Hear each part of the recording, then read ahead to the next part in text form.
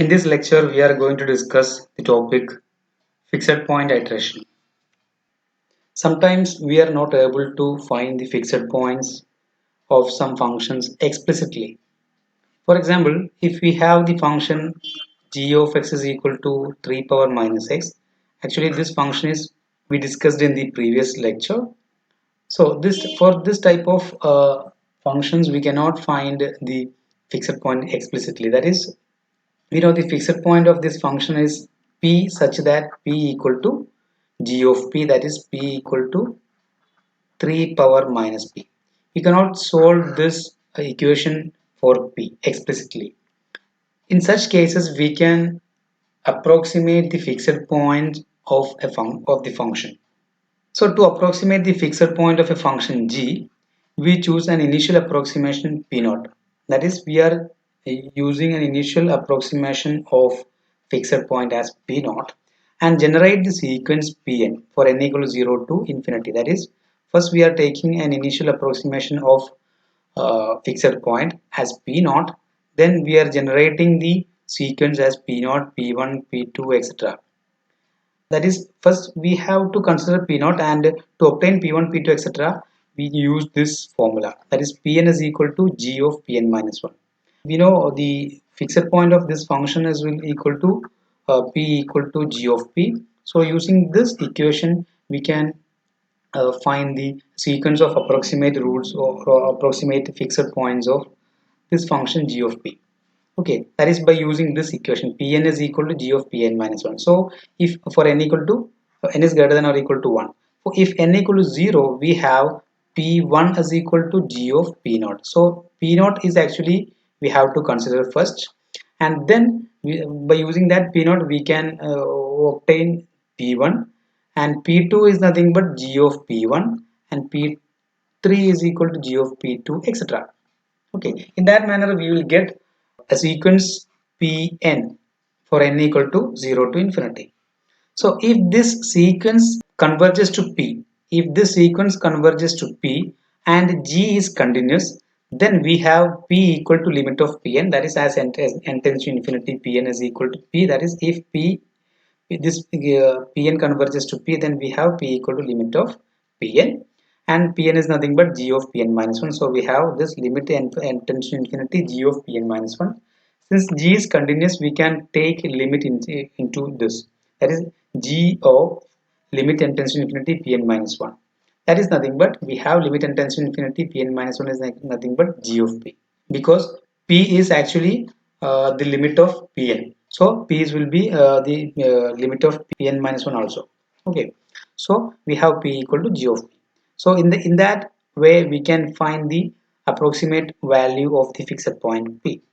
So we obtained a solution of this function, this equation x equal to g of x. That means here x is the or P is the fixed point.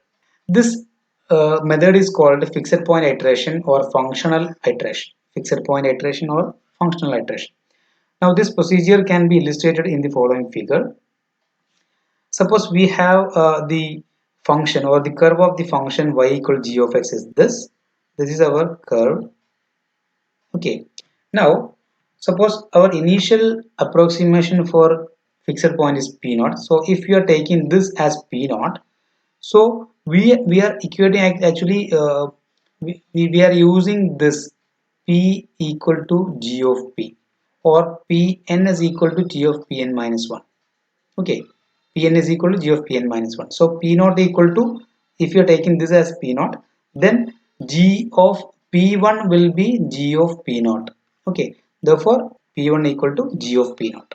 So this length is g of p naught. So that is equal to p1. So p1 will be this. This length is actually this length. So p1 will be this. That is p1 is equal to g of p naught is actually, that is the fixed point. So this will be p1.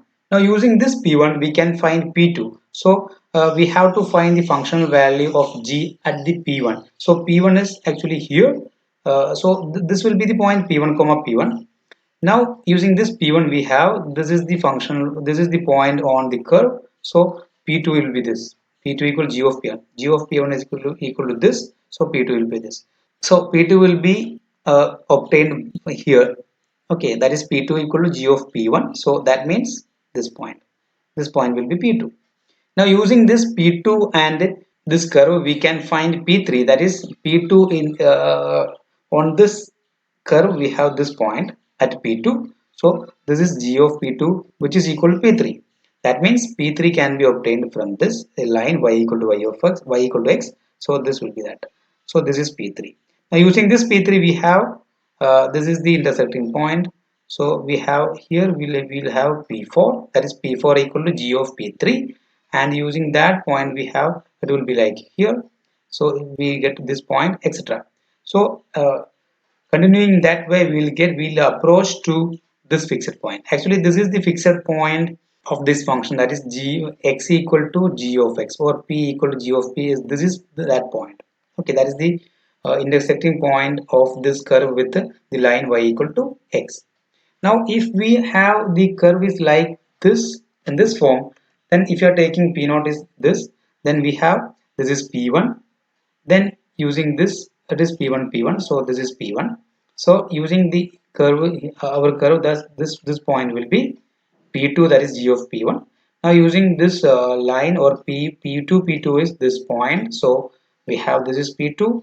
Again g of p2 will be obtained from this point, that is this is g of p2, so that is equal to p3, etc. In that way we can approach to this point. This point is actually the original fixed point, so we will approach to this point. So that is fixed point iteration.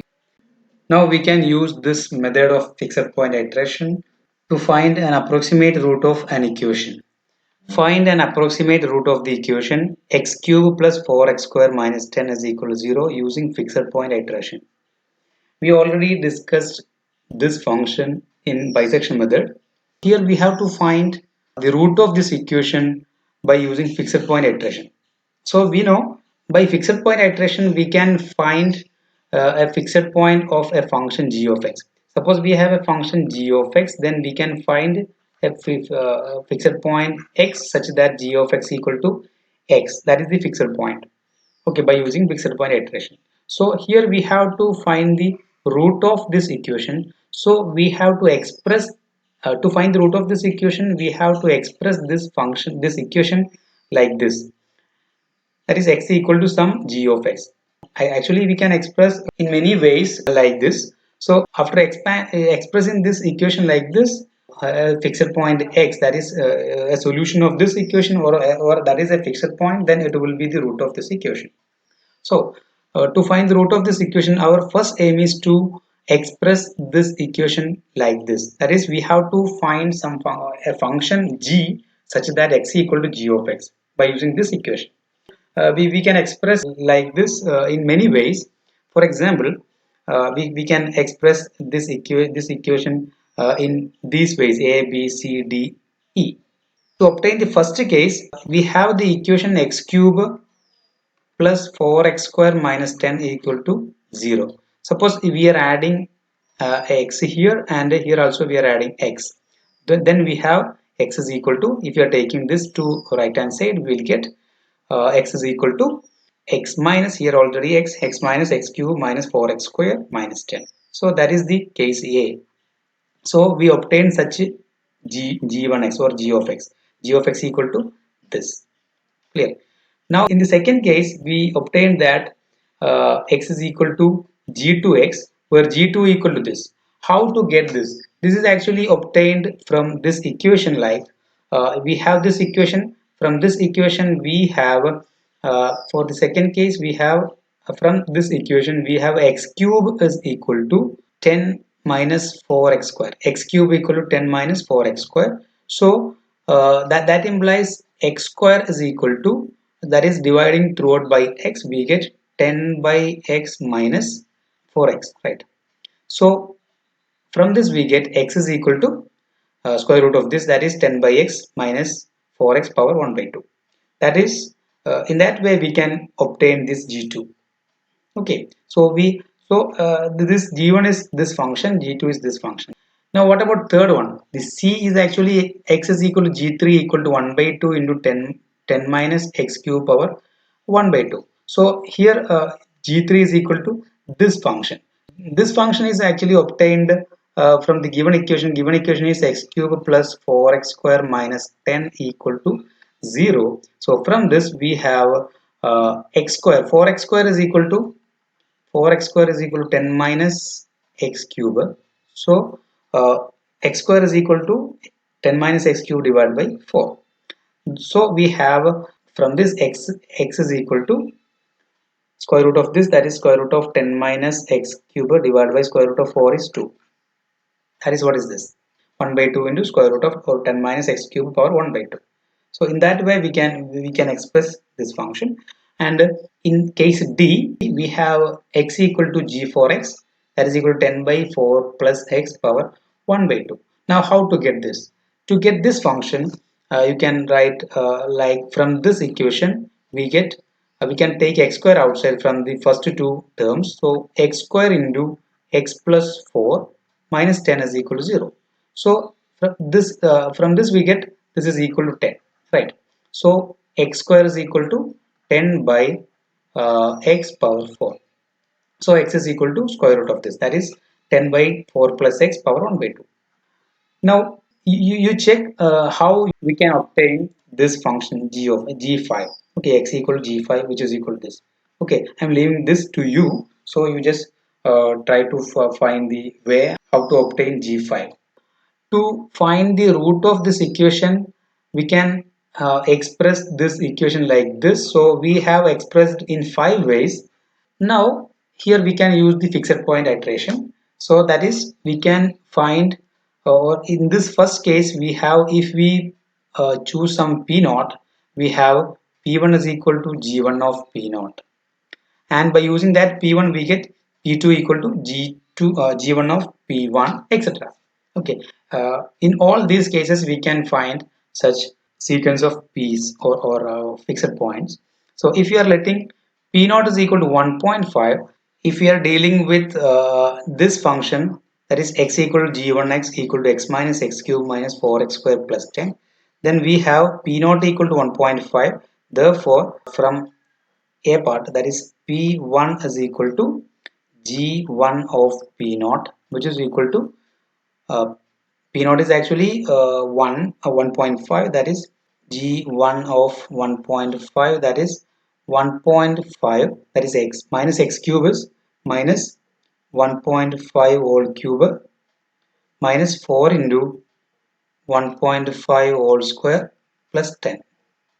So by simplification we will get this is equal to negative 0.875. You can verify your by using your calculator. So this is P1. Now P2 equal to G of P1, which is equal to G of negative 0.875.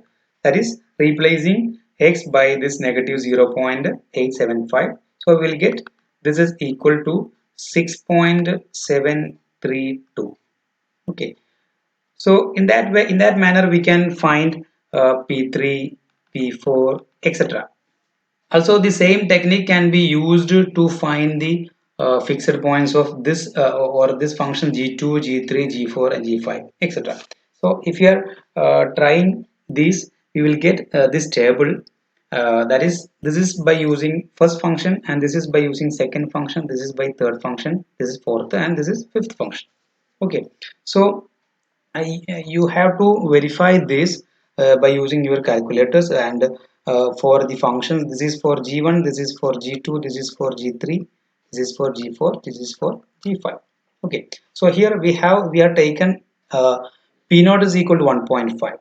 Okay, this is p naught is equal to 1.5 in all these cases. So we obtain that p1 in the first example or first function g1, that is if you are taking this, we obtained this as, then p1 is equal to negative 0.875, p2 equal to 6.3732, p3 equal to minus 469.7, p5 4 is equal to 1.03 into 10 raised to 8, etc. So this is actually diverging. This sequence is actually diverging sequence. Okay. Now if you are taking the second function, that is the second equation, if you are taking g2 equal to this, we have x equal to this. So we get this as p0, this is p1, this is p2, this is p3. We stopped here because this is the square root of a negative number, so it is not defined. Okay, this is not defined, so we stopped here. Now if you are taking c part is actually g3 equal to 1 by 2 into 10 minus x cube power 1 by 2. So by using this we'll get this for values p0, p1, p2, p3, p4, p5, p6, etc. and up to p10. This is actually p10 and this is p15, that is you have to find p1, p11, p12, etc. So this is p20, p25, p30.